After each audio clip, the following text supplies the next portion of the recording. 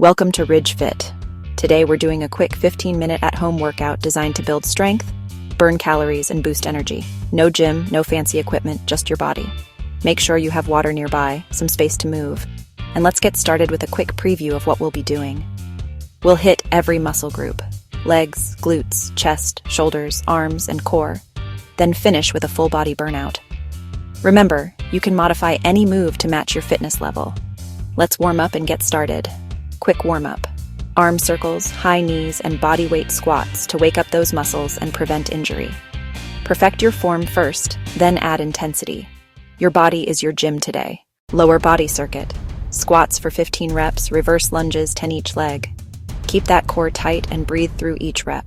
Glute bridges, 12 reps. Really squeeze those glutes at the top. Feel that burn building strength. Upper body time, push-ups for 12 reps. Modify on knees if needed. Form over speed always. Shoulder taps for 20, then tricep dips using your couch. Feel those arms and shoulders working. Core time, plank hold for 30 seconds, then bicycle crunches, 15 per side. Control the movement, leg raises for 12 reps.